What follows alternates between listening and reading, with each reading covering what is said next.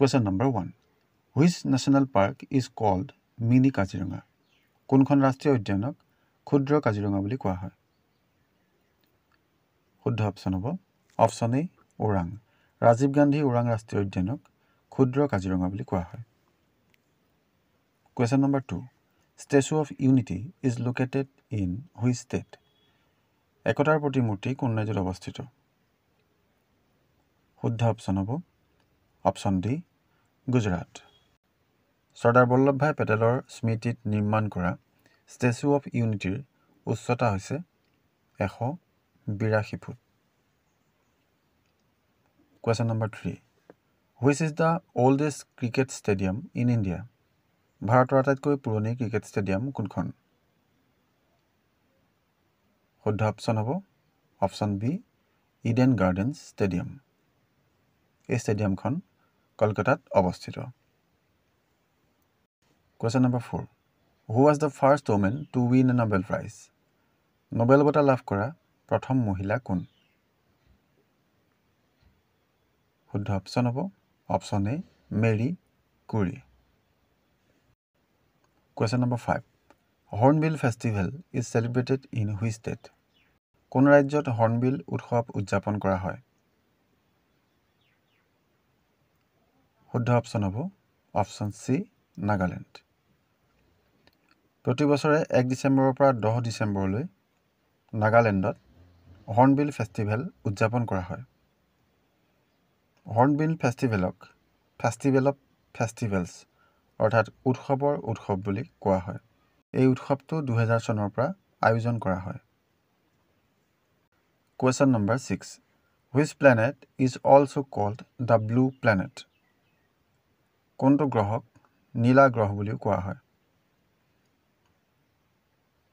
শুদ্ধ অপচন হ'ব option A earth.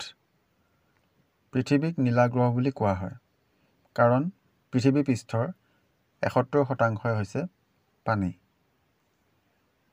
Question number 7. What is the national animal of Australia? অষ্ট্ৰেলিয়াৰ ৰাষ্ট্ৰীয় জন্তু কি? শুদ্ধ অপচন হ'ব option B kangaroo. Question number 8. World Water Day is observed on. বিশ্ব জল দিৱস কেতিয়া পালন কৰা হয়? 8 মাৰ্চত আন্তৰ্জাতিক নাৰী দিৱস পালন কৰা হয়। 21 মাৰ্চত আন্তঃৰাষ্ট্ৰীয় অৰণ্য দিৱস উদযাপন কৰা হয়। 24 মাৰ্চত বিশ্ব যক্ষ্মা দিৱস পালন কৰা হয়। গতিকে শুদ্ধ অপচন হ'ব অপচন চি 22 মাৰ্চ। 22 মাৰ্চত বিশ্ব জল দিৱস পালন কৰা হয়। Question number 9. Who was the first Governor General of India? ভাৰতৰ প্ৰথম গভৰ্ণৰ জেনেৰেল কোন আছিল? শুদ্ধ অপচন হ'ব option C William Bentinck. Lord William বেণ্টিঙে 1828 পৰা 1835 চনলৈ ভাৰতৰ গভৰ্ণৰ জেনেৰেল হিচাপে কাৰ্যনিৰ্বাহ কৰিছিল। উইলিয়াম বেণ্টিঙে সতীদাহ প্ৰথা বিলুপ্ত কৰিছিল। Question number 10. Which country is the largest producer of coffee in the world? কোনখন দেশ বিশ্বৰ সৰ্ববৃহৎ কফি উৎপাদক? শুদ্ধ অপচন হ'ব option D Brazil. Question number 11. What is the time taken by the sunlight to reach earth? সূৰ্যৰ পোহৰ পৃথিৱী পাবলৈ কিমান সময় লাগে? শুদ্ধ অপচন হ'ব option C 8 minutes 20 seconds. Question number 12. Nasik is situated on the bank of which river? Nasik কোন নদীৰ পাৰত অৱস্থিত? শুদ্ধ অপচন হ'ব অপচন ডি গোদাবৰী। নাসিক মহাৰাষ্ট্ৰৰ প্ৰাচীন চহৰ। Question number 13. What is the capital city of Qatar? কাটাৰৰ ৰাজধানীৰ নাম কি? লিমা হৈছে পেৰুৰ ৰাজধানী, অটৱা হৈছে কানাডাৰ ৰাজধানী, বাগদাদ হৈছে ইৰাকৰ ৰাজধানী। শুদ্ধ অপচন হ'ব option A Doha. Question number 14. Which of the following cities is known as the Diamond City of India? নিম্নলিখিত কোনখন চহৰক ভাৰতৰ হীৰা নগৰী বুলি কোৱা হয়? শুদ্ধ অপশ্যন হ'ব option A Surat. Question number 15. What is the parliament name of France? ফ্ৰান্সৰ সংসদৰ নাম কি? ডায়েট হৈছে জাপানৰ সংসদৰ নাম। নেশ্যনেল কংগ্ৰেছ হৈছে ব্ৰাজিলৰ সংসদৰ নাম। নেশ্যনেল পিপুলছ কংগ্ৰেছ হৈছে চাইনাৰ সংসদৰ নাম। গতিকে শুদ্ধ অপশ্যন হ'ব option C national assembly. Question number 16. The boundary of Bhutan passes how many states of India? ভূটানৰ সীমাই ভাৰতৰ কেইখন ৰাজ্য স্পৰ্শ কৰে? শুদ্ধ অপশ্যন হ'ব অপশ্যন চি 4। ভূটানৰ সীমাই ভাৰতৰ 4খন ৰাজ্য স্পৰ্শ কৰে। সেইকেইখন হৈছে অসম, অৰুণাচল প্ৰদেশ, ছিকিম আৰু Paschimbanga. Question number 17. Which is the largest public sector bank of India? ভাৰতৰ সৰ্ববৃহৎ ৰাজহুৱা খণ্ডৰ বেংক কোনটো? শুদ্ধ অপশ্যন হ'ব option D state bank of India. State bank of India প্ৰতিষ্ঠা হৈছিল 1955 চনৰ 1 জুলাইত আৰু SBI পূৰ্বৰ নাম আছিল Imperial Bank of India. Question number 18.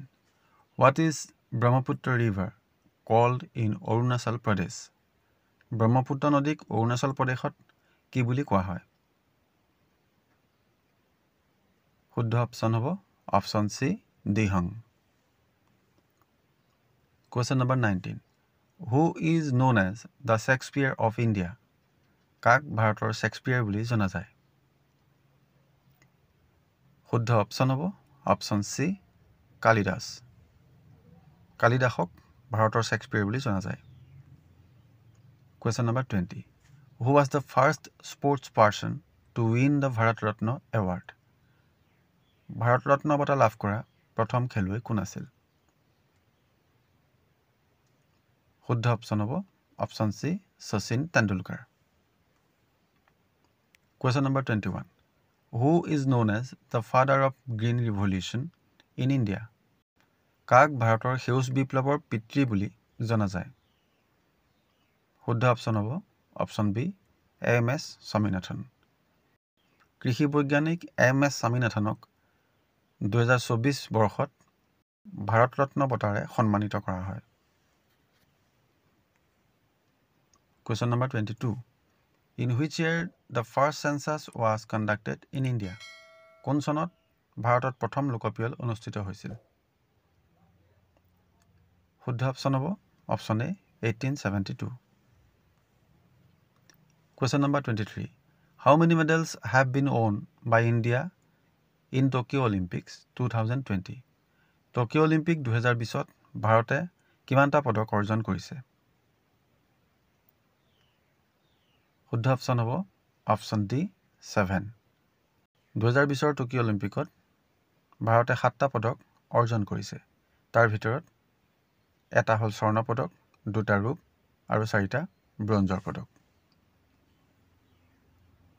Question number 24. Where is the headquarter of Niti Aayog located? নীতি আয়োগৰ মুখ্য কাৰ্যালয় ক'ত? শুদ্ধ অপশ্যন হ'ব অপশ্যন এ নিউ দিল্লী। নীতি আয়োগৰ মুখ্য কাৰ্যালয় নতুন দিল্লীত অৱস্থিত। নীতি আয়োগ প্ৰতিষ্ঠা হৈছিল 2015 চনৰ 1 জানুৱাৰীত আৰু ইয়াৰ অধ্যক্ষ বৰ্তমানৰ প্ৰধানমন্ত্ৰী Narendra Modi. Question number 25. Which is the second highest peak in Asia? কোনটো এছিয়া মহাদেশৰ দ্বিতীয় উচ্চতম শৃংগ? শুদ্ধ অপশ্যন হ'ব অপশ্যন বি মাউণ্ট কেটু। মাউণ্ট কেটুৰ উচ্চতা হৈছে 8611 মিটাৰ।